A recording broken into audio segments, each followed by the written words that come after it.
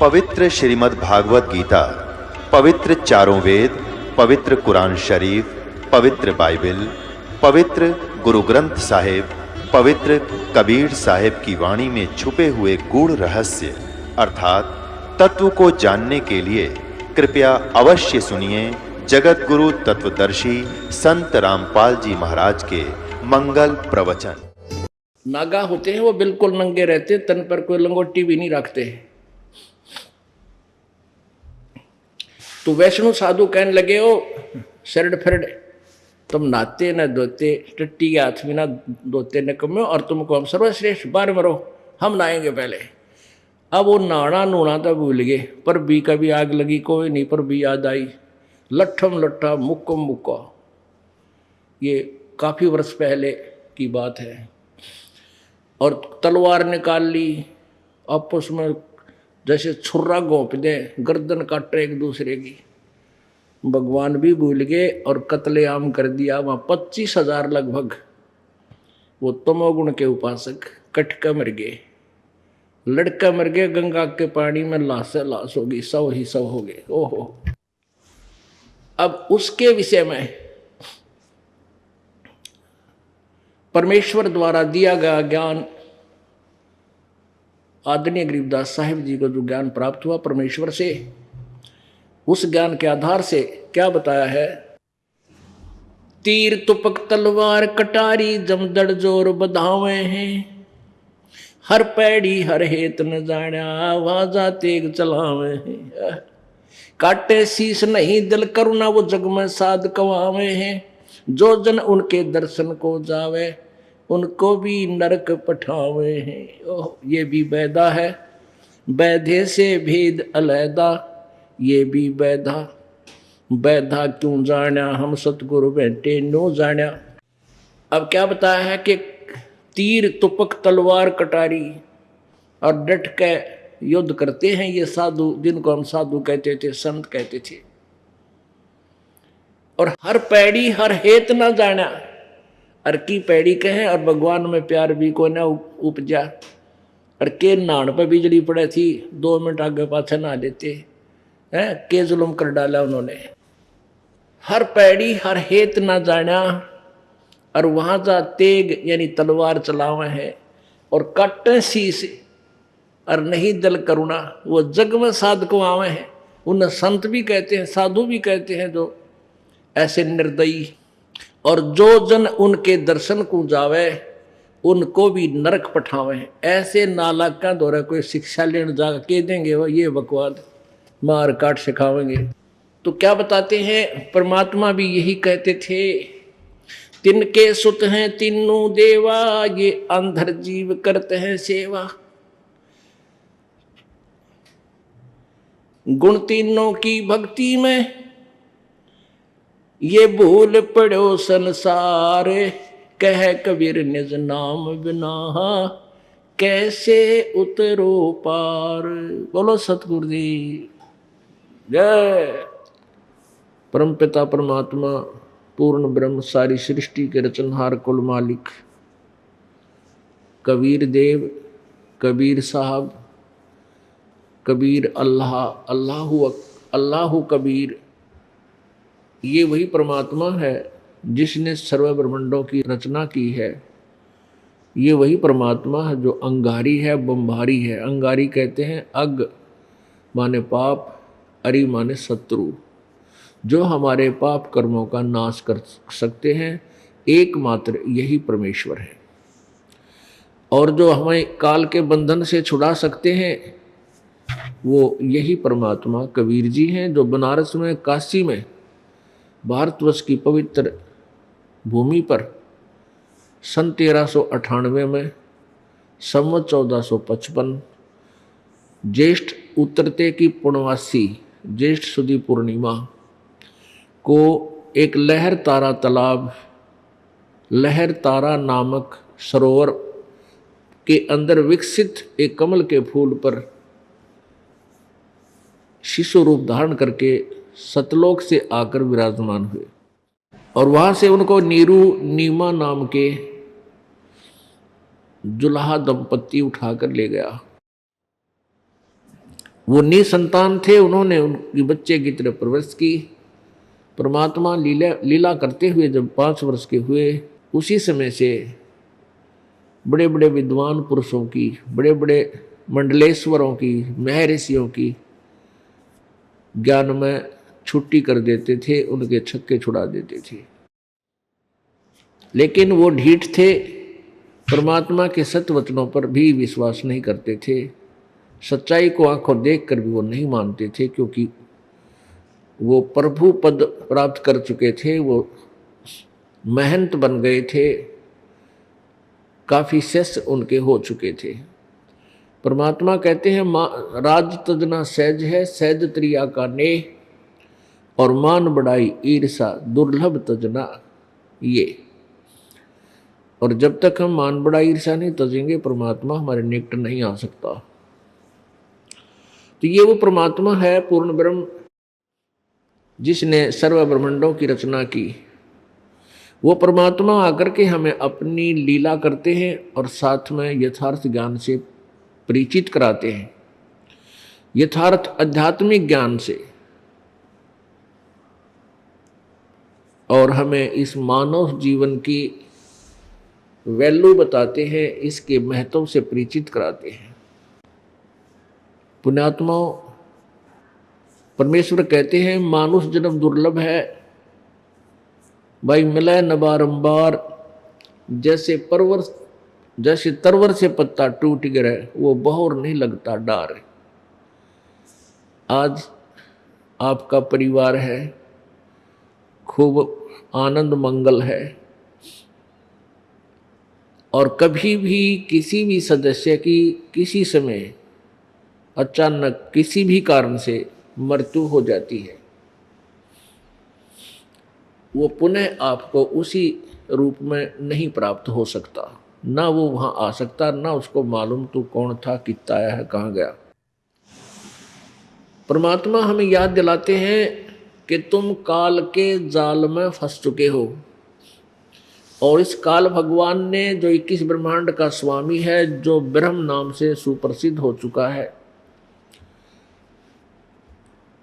जिसको ऋषि महर्षि ब्रह्म नाम से जानते हैं, ये काल है, इसको श्राप लगा हुआ है 1 लाख मानव शरीरधारी प्राणियों के नित आहार करने का। उसके लिए इसने अपने तीनों पुत्रों को एक एक गुण से परिपूर्ण कर रखा है, अपनी सुनियोजित चाल से।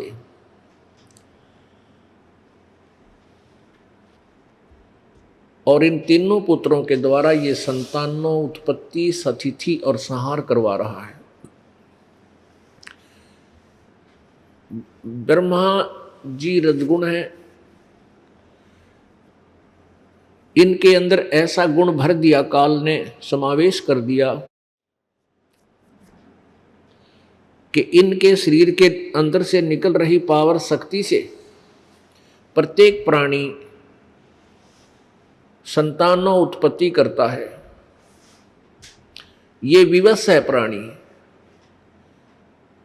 पुण्यात्माओं, हमें अभी तक इस मार्ग का पता नहीं था, किसी ने हमें बताया नहीं, हम सभी एक गाटे में जुड़ रहे थे, एक ही लाइन पर चल रहे थे।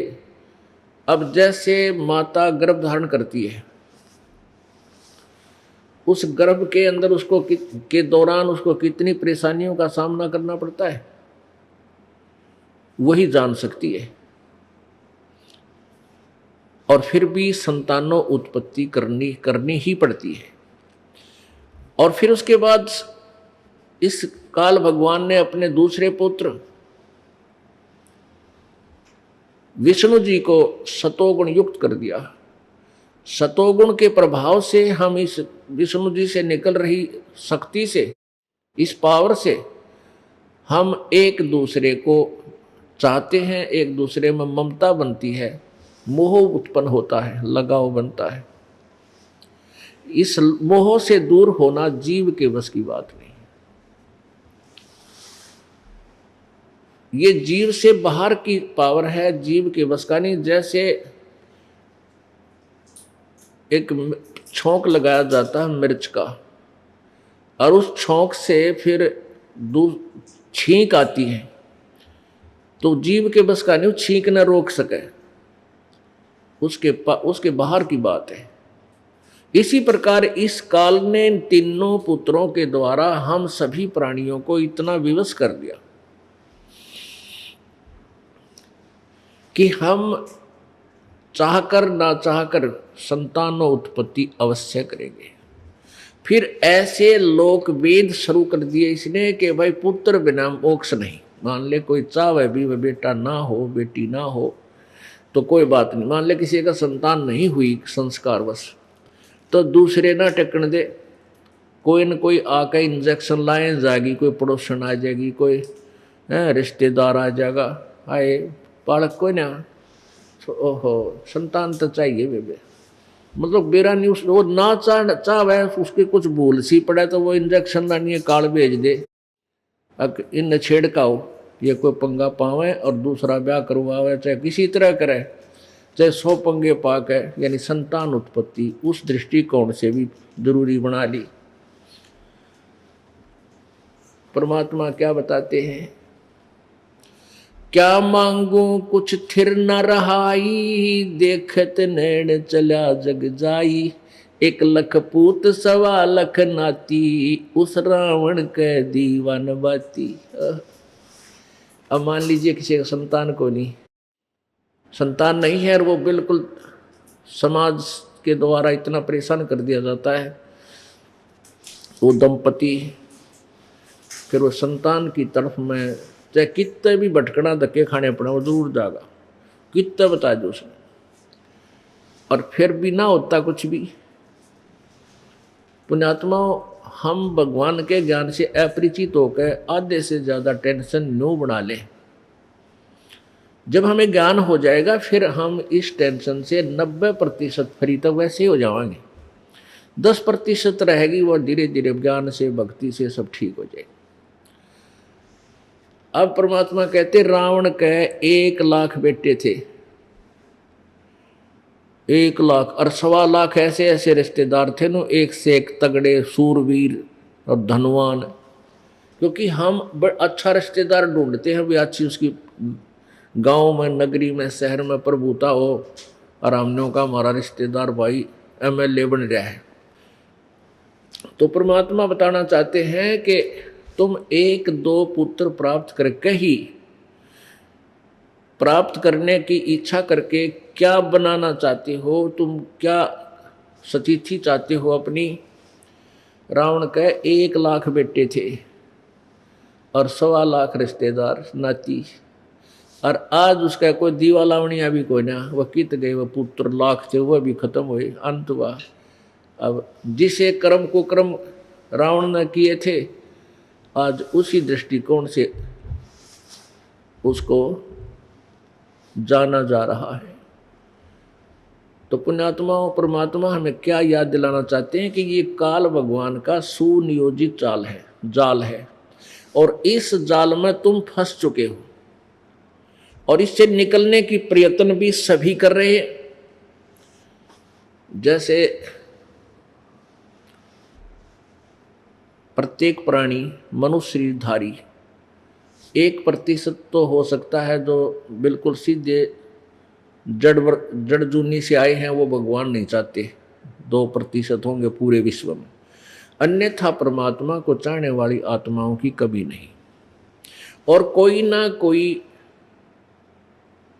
वो साधना कर ही रहा है प्रभु की। अब फिर क्या है कि जैसे वो साधना कर रहे हैं अपने दंत लोकवेद के आधार से, और फिर जिनको ये ज्ञान हो जाता है परमात्मा के तत्व ज्ञान से कि हम काल के जाल में फंस चुके हैं, और फिर भी आप एक भरसक प्रयत्न नहीं करते, सावधानी नहीं बरतते, तो फिर भी उस भक्ति का कोई यूज नहीं, कोई लाभ नहीं। तो परमात्मा हमें आगाह करना चाहते हैं कि तुम जिस जाल में फंस चुके हो उससे निकलने से ही तुम्हारा कल्याण होगा। उससे उस जाल को समझाते हुए परमात्मा बता रहे हैं के झूठे सुख को सुख कहे ये मान रहा मन मोदे। ये सकल चबीना काल का कुछ मुख में कुछ गोदे। ये सब काल आहार है। 1,00,000 मानव शरीरधारी प्राणियों के सूक्ष्म शरीर को, ये ऊपर जो कवर है ये तो बिल्कुल व्यर्थ है। इसके अंदर एक सूक्ष्म शरीर है। उस सूक्ष्म शरीर के अंदर ही हम भक्ति संचित करते हैं। जैसा जितनी भी जो भक्ति करता है जिस प्रकार की, उसी तरह से उसमें उतनी पावर आ जाती है उस सूक्ष्म शरीर में। और जितने हम पाप करते हैं वो पाप भी और पुण्य भी उस सूक्ष्म शरीर के अंदर हमारा अकाउंट अंतःकरण रूपी कंप्यूटर में फीड रहता है। ये शरीर तो ऐसा है जैसे सर्प कांचली छोड़ जा। आपने देखा होगा सर्प कांचली त्याग देता है, वो सर्प के ऊपर के शरीर का कवर था, वो सर्प नहीं था। इसी प्रकार ये जो शरीर है ये तो ऊपर की कांचुली है और वो सर्प न्यारा है। ये जीव जो और शरीर है इसके अंदर वो एज इट इज है जैसा ये है, आपका स्त्री का है या पुरुष का, इसमें से यूं का यूं बाहर इस शरीर से बाहर निकल जाएगा। वो सूक्ष्म शरीर है और ये सूक्ष्म शरीर तब तक वैसा ही रहेगा जब तक आप दूसरी योनि प्राप्त नहीं कर लेते। जब आप दूसरी योनि से निकलोगे, जैसे कुत्ते की योनि से निकला ये प्राणी, फिर कुत्ते की योनि जैसा शरीर इसका रहेगा सूक्ष्म, जब तक ये नेक्स्ट शरीर धारण नहीं कर लेता। तो परमात्मा हमें क्या बताना चाहते हैं कि इस काल ने हमारे अंदर उस सूक्ष्म शरीर के अंदर जो भी आप प्रतिदिन आहार करते हो, घूटी सूटी लगाते हो, तम्बाकू पान खाते हैं, पता है ऐसी ऐसी बीमारी ला ली इस मानव ने। तम्बाकू सूंघेंगे या ओखटी पीवेंगे, बीड़ी सिगरेट पीवेंगे, बताया कोई पीने की चीज थी, कड़क क्या खोज कर बैठे, क्यों काल ने करवा दी। तो ये इस प्रकार के जो खट्टे मीठे चटपटे जिस प्रकार के भी आप भोजन आहार करते हो, इन सब का सूक्ष्म अंश उस सूक्ष्म शरीर में फीड हो जाता है, उसमें ऑटोमेटिकली जमा हो जाता है, डिपॉजिट हो जाता है। और फिर उस सूक्ष्म शरीर को जब ये शरीर छोड़कर जाता है तो तपतशिला है, एक तई है बहुत लंबी तवी, 21वें ब्रह्मांड के आखिरी हिस्से में टॉप मोस्ट प्लेस पर, सबसे ऊपर के स्थान पर, और वहां वो अपने आप स्वतः गर्म रहती है, बहुत तेज उसमें अग्नि है, इतनी गर्म है। और उसके ऊपर 1,00,000 मानव शरीरधारियों को वो सूक्ष्म शरीर को ये पटक देता है। ऑटोमेटिक सिस्टम है इसका। उसके बाद वहाँ वो तपतशिला के ऊपर ये जीव खूब तड़पते हैं। इनके अंदर से वो गंध निकालता है जो सारे जीवन में घुटी शूटी लाई, शराब तम्बाकू खाया, पान खाई, सुल्फा पिया या और खट्टे मीठे पदार्थ, काजू किशमिश, जो जिस प्रकार के भी चटपटे स्वाद किए, उन सब का मिला जुला अंश उस तपतशिला पर वो छोड़ देता है। जीव मरता नहीं पर दुखी बहुत होता है, परेशानी बहुत होती है, तड़पता है, बुरी तरह चिल्लाता है। इस प्रकार ये काल, तो वहां से फिर क्या होता है कि वो जब उनका ऑटोमेटिक सिस्टम है, जिसने कम व्यसन किए हैं, गुट्टी सूटी कम ला रखी है, बुरे ये जो है ना तम्बाकू नहीं पिया, उनमें कम विकार होते हैं, कम वो डिपॉजिट माल होता है काल का आहार, इसलिए वो जल्दी वहाँ तपतशिला से छूट जाते हैं। और जिनने घड़ी दारू पी रखी है, ज़्यादा ओके पाट रखे हैं और पान खाया करते, तम्बाकू खाते थे, सुल्फा पीवे थे, वो काफ़ी देर तक वहाँ तड़फाए जाते हैं और ज़्यादा समय लेते हैं वो छोड़ने में उस गंध को। और फिर वो सभी के सभी वहाँ तपतशिला से ऑटोमेटिकली उड़ जाते हैं। फिर कहाँ आते हैं? धर्मराज के दरबार पर, न्यायाधीश के न्यायालय में जो काल का यहाँ न्यायाधीश है, धर्मराज जिसको कहते हैं, वहां आकर खड़े हो जाते हैं और फिर उनका अकाउंट बताया जाता है, उनका सबको आगे क्या बनना है, उनको आगे सबको कोई गधा बनना है गधा बने, अच्छे पुण्य है तो स्वर्ग जाना स्वर्ग जा, और जिसने जैसे कर्म है फिर वो चला जाए। इस प्रकार इस काल ने प्रोसीजर बना रखे हैं। तो परमात्मा क्या कहते हैं कि ये काल ने, इस काल ने आपको अपने जाल में इसलिए फंसा रखा है, आपको इसलिए मिसगाइड कर रखा है, इसलिए आपको विवश किया हुआ है संतानों उत्पत्ति के लिए। ऐसा सिस्टम बना दिया, जीव के बस की बात नहीं है, संतान उत्पत्ति ना करे। तो परमात्मा हमें याद दिलाते हैं, इस झूठे सुख को सुख कहे ये मान रया मन मोदे, ये सकल चबीना काल का कुछ मुख में कुछ गोदे। गीता ज्ञानदाता अध्याय नंबर 11 के श्लोक नंबर 32 में कहता है कि अर्जुन, मैं देख ये ऐसा काल हूं। श्री कृष्ण के शरीर में प्रवेश करके वो काल बोल रहा था, जो ब्रह्मा विष्णु महेश का पूज्य पिताजी है, और फिर श्री कृष्ण के शरीर से बाहर निकलकर अपना वास्तविक भयंकर रूप दिखाया, जिसको देखकर अर्जुन जैसे योद्धा भी कांपने लग गए, थर थर देही कांप रही है उसको देखकर। पुण्यात्माओं, भगवान को देखकर डर नहीं लगता, वो तो काल था और आपका मैं काल हूं, सबका नाश करने के लिए आया हूं, अब प्रगट हुआ हूं।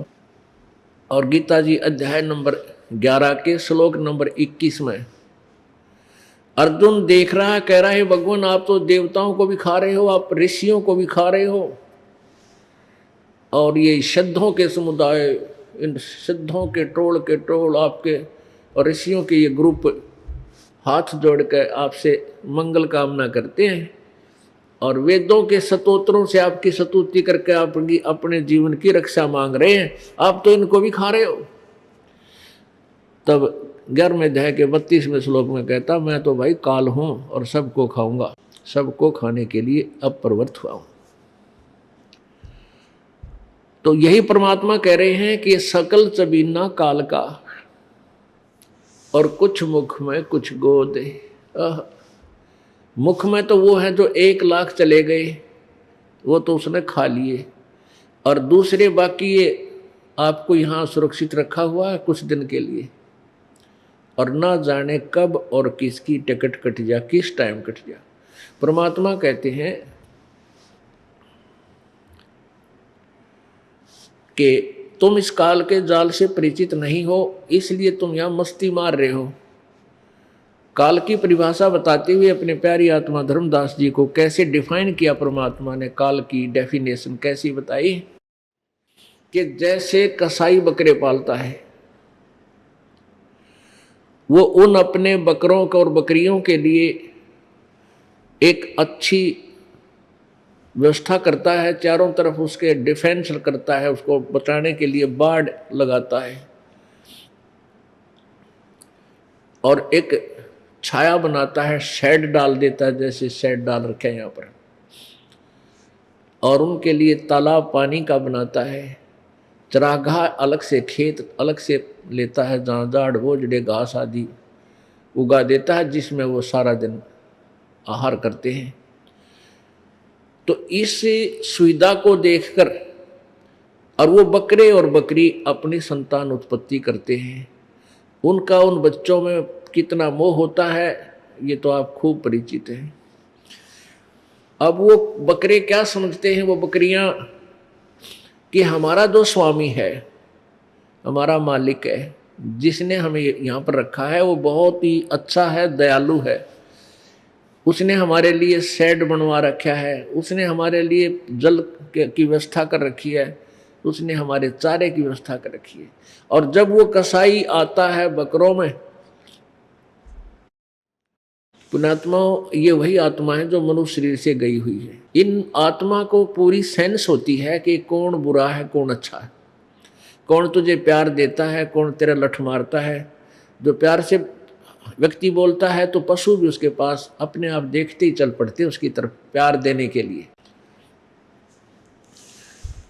तो वो कसाई वहाँ आता है जब, तो वो उनको लगता है जैसे बहुत बड़ी आदमी है, बहुत अच्छा व्यक्ति है, और वो आकर के देखता है, उनके हाथ पकड़ता है ऐसे, वो तो देखता है कि कितना मांस हो गया इसमें बकरे में, कै किलो का, कितने कै किलो का हो गए हो, और बकरा उसको प्यार देता है कि वो तेरे को प्यार दे रहा तेरा मालिक, और वो सब चाटता है जीव से, प्यार देता है बकरा किसको, उस दुश्मन को, एक अच्छा आदमी समझ गए कसाई को। और वो क्या देख रहा है कि इसमें मांस कितना हो गया, कितने का बिकेगा यो, और फिर जब उसको कहीं से ऑर्डर आ जाता है 5-10 बकरियों का, वो ना देखता किसकी माँ मर रहेगी कटेगी, किसका बेटा कटेगा या बेटी कटेगी, लाठी ले गए और 10 छांट ले मोटे मोटे निकाल ले जाता है और जाकर कड़च करा देता है। बाकी रोने वाले रोते रहते, उनको पता लग जाता है कि ये गए कहीं ना कहीं, लौट कर नहीं आएंगे। तो उन बकरों में भी ऐसे खलबलाहट मच जाती है, इधर उधर भागते हैं, फिर भागन थोड़ा दे है। तो परमात्मा हमें याद दिलाते हैं कि तुम कसाई के बाड़े में बंद कर रखे हो, यहाँ 21 ब्रह्मांड है इस कसाई का बाड़ा। अब क्या बताते हैं कि जैसे हम यहाँ देखते हैं भाई बढ़िया तो हवा चला है, कितना सुंदर प्रकाश सूर्य का है, और कितनी अच्छी काजू किस्म सेब संतरे, फिर चने गेहूँ बाजरा ज्वार, कितनी बढ़िया ये फसल आहार अन्न हमें दिया है। और पृथ्वी के अंदर एयर कंडीशन ला रखा, गर्मियों में ठंडा जल और सर्दियों में गर्म निकला है। तो इसको देख करके हम सारी व्यवस्था से, और कितनी अच्छी दरियाएं बह रखी, बहा रखी हैं, झरने बह रहे हैं शीतल जल के, तो हम ये सोचते हैं भगवान तो भगवान न पड़ा है, यानी बहुत ही अच्छा भगवान है, तो कमाल कर रखा है, कितनी सुविधा दे रखी है हमारे को। पर हमारी तो बकरियां जैसी बुद्धि हो रही है, हमने ना सोचते यूं मार क्यों रहा फिर हमारे को। किसी का आज किसी का बेटा मर गया, किसी की बेटी मर गई, किसी का कुंबा मर जाता है एक्सीडेंट में, 3-3 4-4 5-5 परिवार एक परिवार के सदस्य मृत्यु को प्राप्त हो जाते हैं। यो के भाई फिर वो दयालुता कहाँ गई इस भगवान की।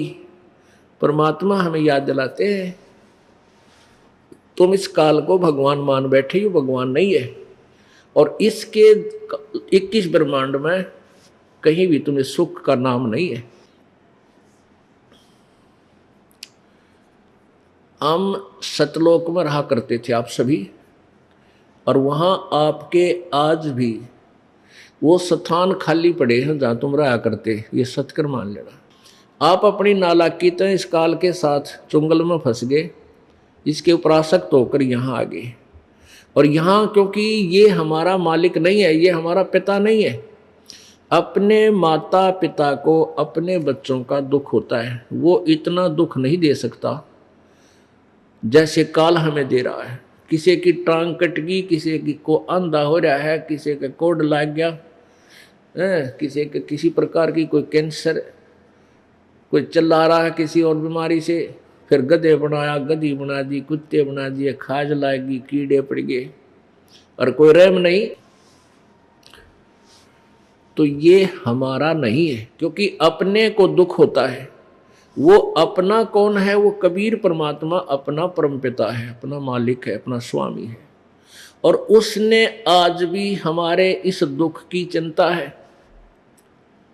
इसलिए वो परमेश्वर रह रह कर यहाँ आता है, ताकि ये बोले प्राणी फिर समझ, फिर पहचान ले मेरे को और मान ले मेरी बात को, इनको भक्ति से परिपूर्ण करके और सतलोक ले चलूं जहाँ ये सदा सुखी थे। यहाँ कोई प्राणी सुखी नहीं है, कोई भी सुखी नहीं है, क्योंकि गरीब व्यक्ति सोचता है कि वह धनवान सुखी होगा, और धनवान को सपने में भी सुख नहीं हो सकता, ये गारंटीड बात समझ लेना। और धनवान समझता है भाई ये राजा लोग सुखी होंगे, अच्छा टैक्स टूक्स लावे, डांट मार जा हैं, और आगे पाछे इनका पुलिस हूँ करती गाड़ियाँ चले। राजा को सुख 7 जन्म भी नहीं हो सकता। राजा जितना दुखी प्राणी इस पृथ्वी पर नहीं है, सत्कर मान लेना आप। क्योंकि हमने सारे उल्टे आंकड़े फिट कर रखे अपने सुख के ढूंढने के लिए।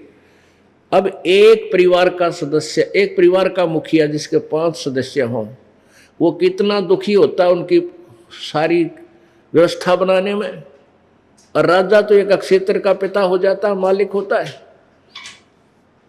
उसको तो स्वप्न में भी जो है ना रात को भी नींद नहीं आती। कभी तो किसी दूसरे राजा से चिंता कहीं वो आक्रमण ना कर दे, कभी अपने ही मंत्रियों से चिंता कहीं ये तेरा राज पलट ना दे। इस प्रकार उसकी घिघी बंधी रहे दिन रात। हमने देखा है बड़ा लंबी गाड़ी में चल रहा है, उसका जिए जाना जिसा चल रहा है गाड़ी में। तो फिर राजा सोचते हैं भी देवता लोग सुखी होंगे स्वर्ग के।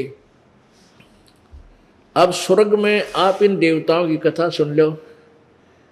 अब इसमें विष्णु पुराण में कथा हुआ है कि एक बार राक्षसों ने स्वर्ग पर आक्रमण कर दिया और सारे देवता भाज गए। कोई कितना छुप गया, कोई कितना छुप गया, वो कित गया उनका स्वर्ग का सुख। एवढा रोटी भी ना मिलती, गुफा में फंस रहे सारी पुरान माटी वाली, अंदर भी भाज गया और राजा भी पता नहीं कहाँ जाकर छुपया। तो इनको सुख नाम की कितना चीज नहीं, सारा आग लाग रही है या किया। परमात्मा कहते हैं ब्रह्मांड की सो आग लगी है, कृत्रिमबाजी सभे ठगी है। 21 ब्रह्मांड में आग लगी पड़ी है। परमेश्वर हमें क्या याद दिलाते हैं, भाई तन दर सुखिया कोई न देखा, जो देखा सो दुखिया हो। उदय अस्त की बात करते हैं, मन सबका किया विवेका हो, सबका किया विवेका हो। जैसे आपने कल देवी श्रीमद् देवी भागवत पुराण में प्रथम स्कंद में पढ़ा था, भगवान विष्णु कह रहा है कि मैं अधिकतर ज्यादातर तप करता हूँ, कठिन तप करता हूँ, और फिर इन निकम्मे राक्षसों के साथ युद्ध करता हूँ, फिर इनको मारता हूँ। कभी थोड़ा बहुत समय मिला तो लक्ष्मी के साथ सुख पुरुष में व्यतीत करता हूँ। कभी को सूत बैठ जाता है, ना तो घीघी बंधी रहे वो आगा। तो परमात्मा कहते हैं भाई मैंने सारे देख लिए, थारे देवता और भगवान, इन कोई सुखी नहीं इस पृथ्वी पर, इसी किस ब्रह्मांड में तो आग लाग रही है। भाई तन दर सुखिया कोई न देखा, जो देखा सो दुखिया हो। उदय अस्त की बात करते हैं, मन सबका किया विवेका हो, सबका किया विवेका हो। भाई घाटे बाधे सब जग दुखिया, के गृहस्थी बैरागी हो। घाटे बाधे सब जग दुखिया, के गृहस्थी बैरागी हो। सुख देव ने दुख के डर से, गर्भ में माया त्यागी हो, गर्भ में माया त्यागी हो। तंदर सुखिया कोई न देखा, जो देखा सो दुखिया हो। उदय अस्त की बात करते हैं, मन सबका किया विवेका हो, सबका किया विवेका हो। भाई जंगम दुखिया योगी दुखिया, तपस्वी को दुख दूना हो। जंगम दुखिया योगी दुखिया, तपस्वी को दुख दूना हो। आशा तृष्णा सब में व्यापे, कोई मैल ना सुना हो, कोई जीव ना सुना हो। तंदर सुखिया कोई न देखा, जो देखा सो दुखिया हो। उदय अस्त की बात करते हैं, मन सबका किया विवेका हो, सबका किया विवेका हो। भाई साच कहूँ तो जग ना माने, पर झूठ कही ना जाई हो। साच कहूँ तो जग ना माने, झूठ कही ना जाई हो। ब्रह्मा विष्णु ये शिव जी दुखिया, जिन ये राह चलाई हो, जिन ये राह चलाई हो। तंदर सुखिया कोई न देखा, जो देखा सो दुखिया हो। उदय अस्त की बात करते हैं, मन सबका किया विवेका हो, सबका किया विवेका हो। भाई सुरपति दुखिया भूपति दुखिया, रंक दुखी बपरीती हो। सुरपति दुखिया भूपति दुखिया, रंक दुखी बपरीती हो। कह कबीर और सब दुखिया, एक संत सुखी मन जीती हो। संत सुखी मन जीती हो, तंदर सुखिया कोई न देखा। जो देखा सो दुखिया हो, उदय अस्त की बात करते हैं, मन सबका किया विवेका हो। सुरपति दुखिया भूपति दुखिया, रंक दुखी बपरीती हो। सुरपति दुखिया भूपति दुखिया, रंक दुखी बपरीती हो। कह कबीर और सब दुखिया, एक संत सुखी मन जीती हो। संत सुखी मन जीती हो, तंदर सुखिया कोई न देखा। जो देखा सो दुखिया हो, उदय अस्त की बात करते हैं, मन सबका किया विवेका हो। सबका किया विवेका। अपने आत्मा परमात्मा ने कितने किस किस प्रकार से किस तरीके से हमें समझाने की चेष्टा की है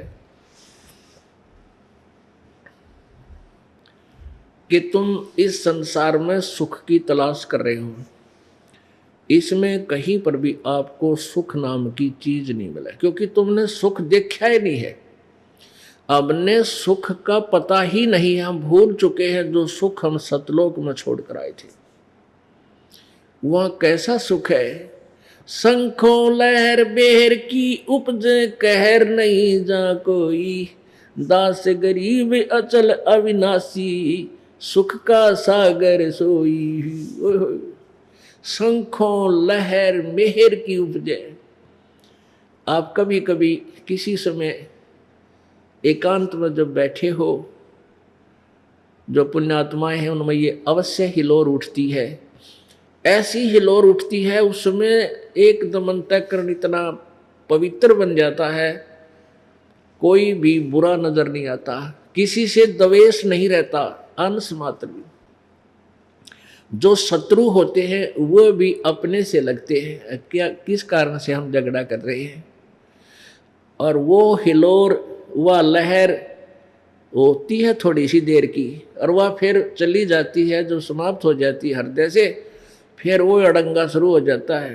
वो चिंता हो जाती है, वो काम नहीं बना, छोरे की नौकरी नहीं लगी, लड़की का बालक नहीं हुआ है, भगवान पता नहीं कदे छोड़ ना दे, उसने न्यू कर दूंगा, उस पर मुकदमा करूंगा। यानी वो कैर की लहर फिर शुरू होगी। वह मेर की लहर थी, उसमें कितना सुख था, कितना आनंद था। कहते हैं ऐसी मेहर की लहर उस सतलोक में सदा बनी रहेंगी। वो जीव के बस का नहीं, वहाँ ऐसा शरीर आपको मिलेगा, आप में द्वेष हो ही नहीं सकेगा, और ना ही वहाँ कोई राग है, द्वेष है, क्योंकि वहाँ सबको एक जैसा आहार है और एक जैसा वहाँ सारा व्यवस्था व्यवहार है। अपने आत्मा आप यहाँ आए हो इस सतलोकाश्रम बरवाला में, यहाँ से आप एक हफ्ता रुक जाओ, एक भंडारे में एक जैसा आहार सब भाई बहनों को मिलेगा, एक जैसा बिस्तर मिलेगा, कोई द्वेष से को नहीं। नो निक भाई वो घी ला के खा गया, मेरे दी सूखी दे दी, यहाँ लड़ाई हो जाए, थोड़ी बहुत मन में दोष आ जा, तो यहाँ फिर द्वेष बनाए को नहीं। वो कोई नाला के बेमतलब बनाओ तो दूसरी बात है। एक रजाई तले बिछावर, एक ओडा ऊपर, दूसरा ते हूँ भी बैठा रहो, डडा सर्दी में मरता रहे, वो तो नालायक आदमी एक आधा आ जाया करे। तो ऐसे वो तो द्वेष आप पर पैदा कर लेगा जब ऐसी बकवाद कर रहा है। नहीं तो सब ने एक जैसा व्यवहार बनाना चाहिए। आप बालक नहीं हो, आप भगवान के बच्चे हो, बुद्धिमान हो, भक्त हो, संत हो, तो यहाँ आप जितने दिन रहोगे आपके मन में कोई द्वेष नहीं। इसी प्रकार ये तो एक रिहर्सल है उस सतलोक की, और वहां जाकर के आपको कोई, वहां तो चीजें न्यारी है, आपको वर्णन करें तो हमने वह वर्णन भी ना करना आता किस एग्जाम्पल से आपको भगवान वहाँ के सुख को समझाएं, क्योंकि वो सुख तुमने देखा ही नहीं। एक अंदाजा सा बताया जाता है वहाँ इतना सुख है। कैसा सुख है? वहाँ वृद्ध अवस्था नहीं है, सदा युवा रहोगे, और वहाँ मृत्यु नहीं। गीता जी अध्याय नंबर 7 के श्लोक नंबर 29 में गीता ज्ञानदाता कहता है कि अर्जुन, जिस समय तुझे तत्वदर्शी संत मिल जाता है और फिर आप पूर्ण रूप से इस पूरे आध्यात्मिक तत्व ज्ञान से परिचित हो जाते हो, और तत्ब्रह्म से, तत्ब्रह्म माने उस ब्रह्म से, उस परम अक्षर ब्रह्म से, जिसके विषय में गीता जी अध्याय नंबर 18 के श्लोक नंबर 62 में कहा कि अर्जुन, तू सर्वभाव से उस परमेश्वर की शरण में जा, तत्ब्रह्म की, उसकी कृपा से तू परम शांति जो कति सुख सुख सुख सागर और शाश्वत स्थानम यानी सनातन परम धाम को प्राप्त होगा। वहां जा। अब उस तत्ब्रह्म के बारे में कि वो जो परमात्मा है, तो उसमें क्या लिखा है कि फिर वो व्यक्ति जरा और मरण से, जरा माने बुढ़ापे थे और मरण माने मृत्यु से छूटने का ही प्रयत्न करता है कि मैं फिर कभी भी मैं ऐसे लोक में चला जाऊं, यहाँ कुछ नहीं मांगू, इस लोक की कोई इच्छा ना करूं, और वहां जाऊं जहां जन्म, जहां मृत्यु और बुढ़ापा नहीं है। ये सबसे बड़े दुखदाई 2 एपिसोड है इस मनुष्य के, एक तो बुढ़ापा और एक मृत्यु, और वहां दोनों नहीं आए है। और फिर वहाँ राग द्वेष नहीं, किसी चीज़ का अभाव नहीं, बड़े भंडार भगवान के कभी समाप्त नहीं होते, सदाबहार वहाँ फलदार वृक्ष, काजू किस्म सेब संतरे सदाबहार तेज पुंज के, और अमृत आहार है। अमृत माने बहुत स्वादिष्ट, और अमृत ही जल है वहाँ का। ओह, अब जैसे हम शिकंजी बनावा, मीठा मीठा आहार बनाने के लिए कदे कुछ बनावा, वो भी टेस्ट उसके सामने फीका है जो वहाँ हम अमृत आहार, अमृत जल जो पीते हैं सतलोक में। बड़े बड़े सरोवर हैं, वहाँ कभी खराब नहीं होते, दूधों की नदी बहती है। तो पुण्यात्माओं, हम ऐसे आगे बहुत ही गलत स्थान पर हम फंसे पड़े हैं। यहाँ सारा दिन रोजी रोटी पूरी ना होती, सारी उम्र बीत जाती है। इससे के लिए धक्के खाकर रास्ते में मर लेते हैं हम, कोई एक्सीडेंट में, कोई हार्ट अटैक होकर या कोई किसी कारण से। परमात्मा के ये सारी बातें याद दिलाकर परमेश्वर कबीर जी हमारी यहाँ काल के द्वारा जकड़ी हुई बुद्धि को यहाँ से करेड़ते हैं, यानी यहाँ से निकालते हैं, हल्के ढीली करवाते हैं, और ये भक्ति देते हैं। कहते तने सुख भी चाहिए तो मैं ही दूंगा इस गंदे लोक में, और यहाँ तने कोई सुख भी नहीं दे सकता। जय तुझे राजपाट कुछ चाहिए, हमरा इधर ले ध्यान। वैसे तो राजपाट से आसपास आपने जाना भी नहीं चाहिए, क्योंकि यहाँ के सारे झूठे राजपाट हैं। लेकिन फिर भी आपकी इस नालायक सोच, इसलिए तू परमात्मा को याद करता है तो भी हमरा ही भजन कर। जैसे रावण ने काल की भक्ति की, काल की यानी उसके पुत्र तमोगुण शिव की, उससे सिद्धियां प्राप्त की, तप से राज्य भी प्राप्त हो गया, लेकिन वो राज उसके पास नहीं रह सका। विभीषण ने परमेश्वर कबीर जी की भक्ति की, मंदोदरी ने कबीर जी की भक्ति की, कबीर परमेश्वर की भक्ति की, क्योंकि परमेश्वर कबीर जी त्रेता युग में सत्सुकृत नाम से आए हुए थे। उस समय उन्होंने नल और नील को अपनी शरण में लिया था, और श्रीलंका में जाकर के एक चंद्र विजय नाम का भाट था, उसके 16 सदस्य थे परिवार में, बेटा बेटी पुत्र वधू, सब ने परमात्मा की शरण ग्रहण की थी। चंद्र विजय की जो पत्नी थी कर्मवती, वह भाटनी, वो मंदोदरी रानी के पास जाती थी और उसको अच्छी बुरी कथाएं चुटकुले सुनाकर उसका मनोरंजन करवाया करती थी। उसका इतनी काम था।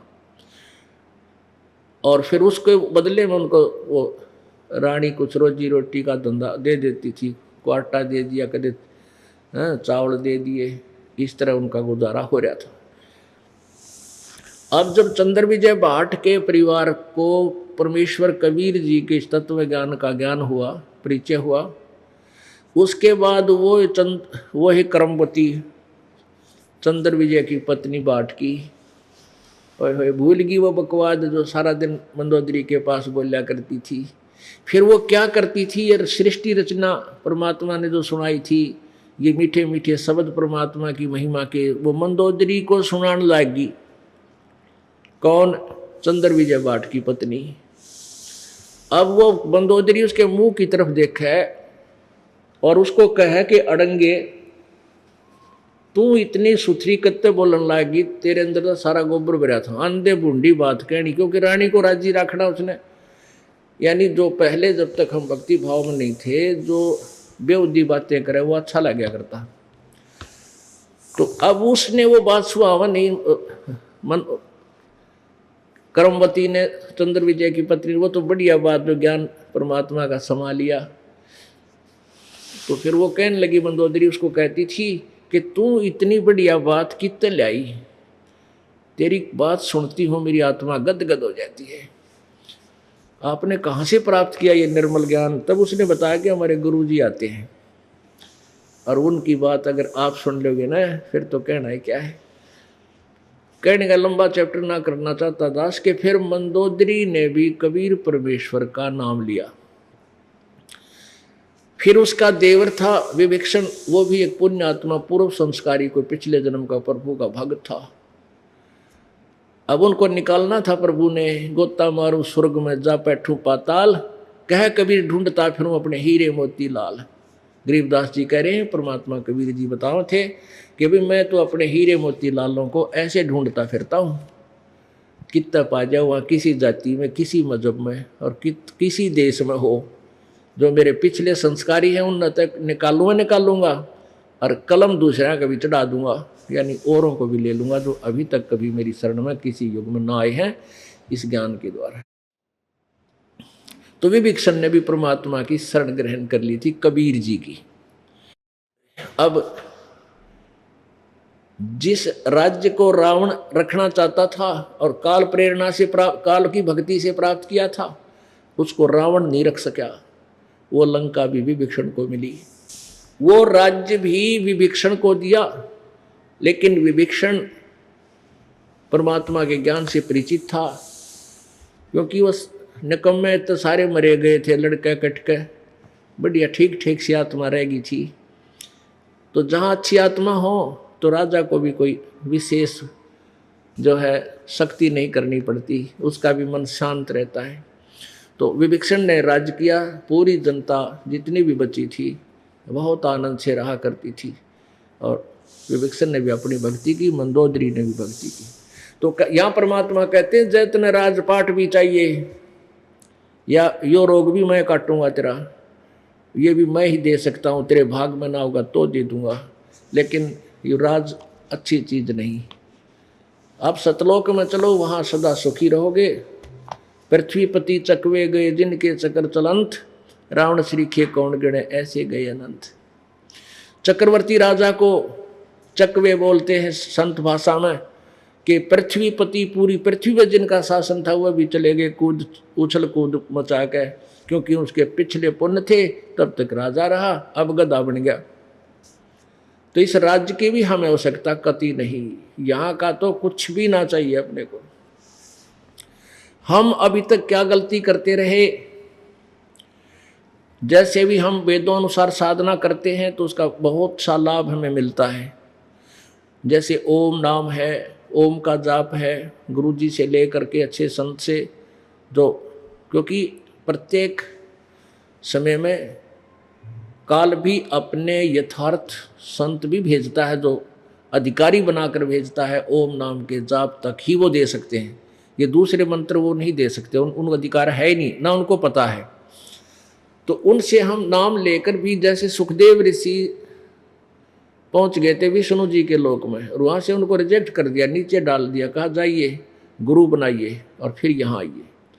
तो उसने सुखदेव जी ने राजा जनक, विष्णु जी ने कहा कि राजा जनक को गुरु बनाओ, वो आज मेरा एक अधिकारी संत है, उससे ही नाम लोगे तभी मेरे लोक में स्वर्ग में वापस आ सकते हो।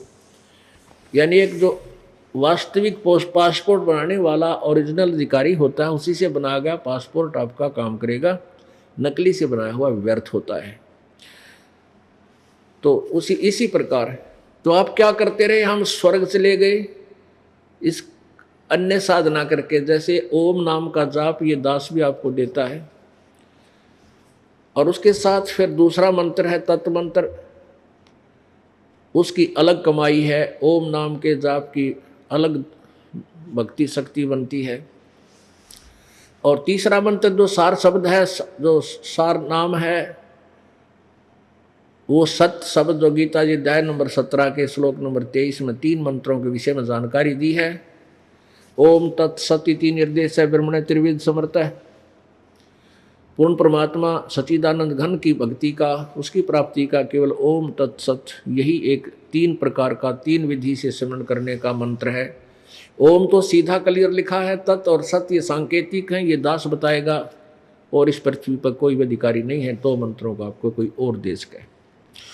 तो हम क्या करते रहे, पहले ओम नाम के जाप की कमाई को स्वर्ग में, महास्वर्ग अर्थात ब्रह्मलोक में, वहाँ देव पद प्राप्त करके वहाँ बर्बाद करते रहे, फिर वापस पृथ्वी पर आ जाते थे। हम ऐसे अपना जीवन नष्ट कर गए। इसका आपको एक उदाहरण देते हैं। एक आपको उदाहरण देते हैं और दिखाते हैं। महावीर जैन जी का जीवनी। पुण्यात्माओं, आपने मानव शरीर मिला है तो आप परमात्मा पाने वाले विद्यालय में प्रवेश प्राप्त है आपको। जितने भी मानव हैं ये सभी परमात्मा पाने वाले विद्यालय में प्रवेश प्राप्त कर चुके हैं। इसीलिए परमेश्वर ने आपको ये ड्रेस न्यारी दे रखी है, ये शरीर, ये पोशाक है आपकी। इसको संत भाषा में चोला बोलते हैं, कवर यानी कपड़ा। जैसे बच्चे स्कूल जाते हैं उनकी ड्रेस पोशाक भिन्न होती है, जो बच्चे पाली जाते हैं स्कूल नहीं जाते हैं वो तो उनकी अलग ड्रेस होती है। तो जिन कोई ऐसी ड्रेस मिली है ये मानव शरीर वाली, तो ये प्रवेश परमात्मा पाने वाली विद्यालय में, यूनिवर्सिटी के ये प्रवेश पा चुके हैं। और विद्यार्थी होकर विद्या नहीं पढ़ रहा, विद्यार्थी होकर के भी अपना काम सफल नहीं कर रहा है, तो वो फिर क्या बनता है, वो फेल हो जाता है और फिर मजदूर लगता है, और फिर बाद में पश्चाताप करता है जब वो उसका दूसरा सहपाठी तो अच्छा अफसर बनकर गाड़ी में, सरकारी गाड़ी में जा रहा होता है और वो वहीं सड़क पर कहीं मिट्टी खोद रहा होता है। तो उस समय रोता है वो क्या कहता है, ये गया ना अफसर, ये मेरा सहपाठी था, मेरे साथ पढ़ा करता, क्लास फेलो था मेरा, और मैं पढ़ा कोई ना, यो पढ़ गया, मेरे कर्म फूट गए, यो गाड़ी में जा रहा है और मैं यहाँ टोकरी मिट्टी ढो रहा हूँ। अब रो रहा हूँ अपने कर्मा ने। तो अब पछताए क्या बने, अब पछताए क्या बने, या चिड़िया चुगी खेत, अच्छे दिन पाछे गए। तो इसी प्रकार आपके साथ होगी जो आप विद्यार्थी हैं और ये सतभक्ति नहीं करोगे, आप फेल हो जाओगे। फेल होकर क्या बनोगे, गधे कुत्ते सुअर बनोगे। और कुत्ता रात ने करा कर उसको याद आवा के बूंदी बन गई उतरी गेला, अब करें जा जब मनुष्य जीवन था जब तो तेरा समझ में आई नहीं, आंडी पा क्या आंडेगा, घुट्टी लाव बकवाद करे, सुना नहीं संता की। तो इसके लिए परमात्मा कहते हैं अच्छे दिन पाछे गए और गुरु से किया ना हेत, अब पछतावा के करे बावड़े, या चिड़िया चुगी खेत। तो अब रहते रहते हमने ये कार्य को सफल करना है, और हम नहीं करेंगे फिर यह दुर्गति तैयार है जो प्रभु ने हमें बार बार बताई है कि बिना बंदगी भैंसा कीजिए बोक बने कह खेला, और कुकर सुकर खर कीजिएगा छोड़ सकल बद फैला। तो इसके लिए जो हम साधना भी करते हैं तो वो भी इनकम्प्लीट करते रहे। जैसे वेदों तक में यही वर्णन है, गीत यजुर्वेद अध्याय नंबर 40 के श्लोक नंबर 15 में यही प्रमाण दिया है कि वायु अनिलम भस्मांतम शरीरम ओम कर्तु समर किलवे समर और कर्तुम समर। ओम कर्तु समर किलवे समर कर्तुम समर। ओम नाम का जाप काम करते करते सिमरण कर, विशेष कसक के साथ यानी बिल्कुल श्रद्धा के साथ सिमरण कर, और मनुष्य जीवन का विशेष कर्तव्य जान के कि मनुष्य जीवन का और कोई दूसरा उद्देश्य नहीं है, केवल भगवान की भक्ति करना। तो इससे आपका क्या होगा, जो भस्मांतम शरीरम, जब तेरा शरीर अंत हो जाएगा इस नाम के जाप करते करते, तो तू ऐसा मेरे वाली यानी कुछ अमरत्व प्राप्त करेगा, जैसे ब्रह्मलोक में पहुंच जाता है। ब्रह्मलोक में ये प्राणी कोई देव पद प्राप्त कर लेता है, फिर उस देव पद को भी समाप्त होने का अपनी पुण्य कमाई से देव पद प्राप्त करता है, वह अपनी कमाई को यानी पुण्य को समाप्त क्षीण करके फिर नरक जाता है। 83 लाख योनियों में गधा कुत्ता सूअर बनता है। फिर गीता जी अध्याय नंबर 8 के श्लोक नंबर 13 में भी यही कहा है कि ओम इति एक अक्षरम ब्रह्म व्यवहारण माम अनुसमरण ये प्रयाति तदंदेहम सयाति परमाम गतिम। माम ब्रह्म, मुझ ब्रह्म का केवल एक ओम मंत्र है। ओम एक अक्षर मंत्र है, नथिंग एल्स, और कोई मंत्र नहीं है। बाकी जो ओम नमः शिवाय, ओम भगवते वासुदेव नमः, राधे राधे श्याम विलादे, हरे कृष्ण राम राम हरे हरे कृष्ण राम, ये कोई मंत्र नहीं है। गीता जी में केवल एक ओम नाम का जाप है। उसके अतिरिक्त जो हम मंत्र जाप करते हैं, साधना जो करते हैं, वो शास्त्र विधि को त्याग कर मनमाना आचरण है, अपनी मर्जी से बनाए हुए।